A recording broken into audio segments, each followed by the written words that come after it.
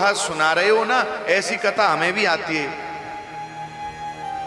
हमको भी एक कथा आती है ऐसी, पतिव्रता नारी की।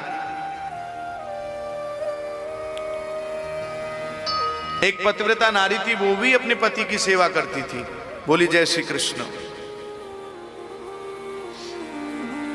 वो भी नित्य प्रति अपने पति की सेवा करती थी। एक दिन क्या हुआ, उसका पति बोला मुझे तो बाहर जाना होगा 1 महीने के लिए। अब वो देवी बोली जब आप 1 महीने के लिए चले जाओगे तो मैं आपकी सेवा कैसे करूंगी?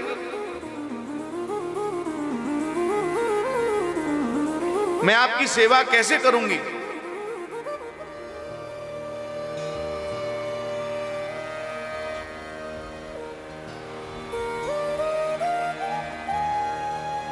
पति बोले ऐसा करो, तुम मेरी तस्वीर रख लो, तस्वीर की सेवा करना जब तक मैं नहीं रहूं। तो उसने अपने पति की तस्वीर रख ली, उसकी रोजाना सेवा करने लगी।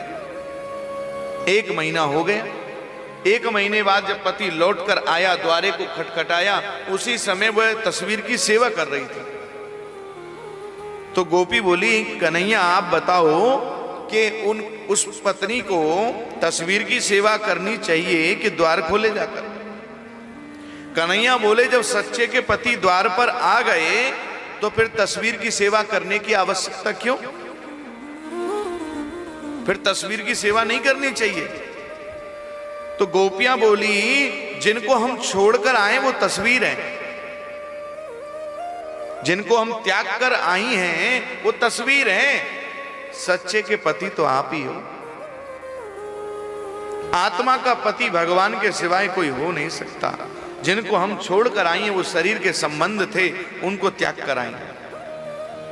क्योंकि आपकी भक्तमती मीराबाई ने भी कहा था कि ऐसे वर को क्या वरे जो जन्मे और मर जाए, वर वरिये गोपाल को जस छुड़ लो अमर है। तो आप हमारे सच्चे के पति हैं, झूठे पतियों को हम त्याग कर आ गई। भगवान इस बात को सुनकर प्रसन्न हो गए और प्रसन्न भी अति हुए। इधर राधा रानी भी खड़ी हैं सामने।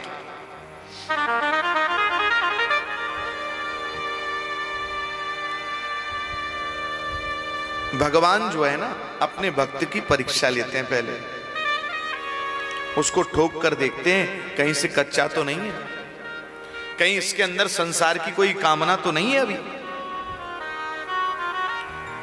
इसलिए भगवान ने ये लीला करी और फिर गोपियों के साथ रास रचाने लगे। कामदेव आ गया।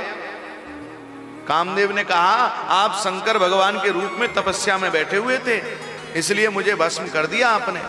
आज हजारों स्त्रियों के साथ रास रचाओगे ना तो मुझसे जीत नहीं पाओगे।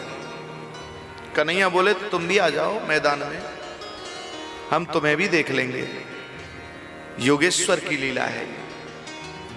रास रचाना प्रारंभ हुआ और रास रचाते रचाते क्या हुआ, गोपियों के मन में यह भाव आ गया कि कन्हैया तो हमारी सूरत देखकर मोहित हो गए।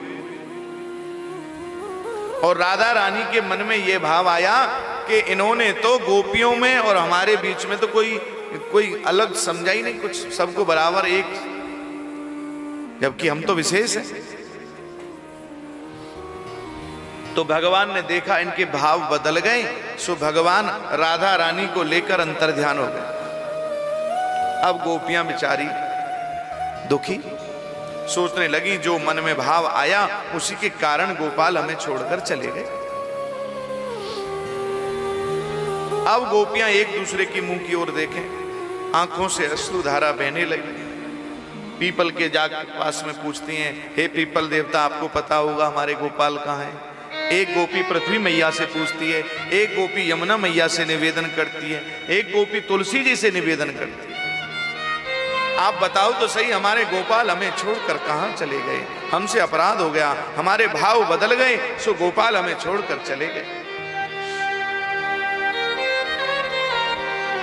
उधर राधा रानी कन्हैया के साथ जा रही थी। राधा रानी के मन में यह भाव आया, यदि मैं कन्हैया के पास रही तो गोपियों को कृष्ण नहीं मिलेंगे। तो राधा रानी ने कहा, अरे लाला, अरे कन्हैया, मुंह को कहां ले जा रहे हो तुम? मैं तो थक गई, अब मुंह पे नहीं चलो जाए। कन्हैया बोले, चलो नहीं जा रहा हो तो ऐसा करो, आप मेरे कंधा पे बैठ जाओ। और जैसे ही कंधा पे बैठने के लिए पैर रखना चाहा, गोपाल वहां से भी अंतर ध्यान हो गए, राधा रानी को भी छोड़कर चले गए। अब राधा रानी कन्हैया को ढूंढती ढूंढती गोपियों के पास आ गई और गोपियों के पास आकर एक गोपी बोली, आपको भी छोड़कर चले गए?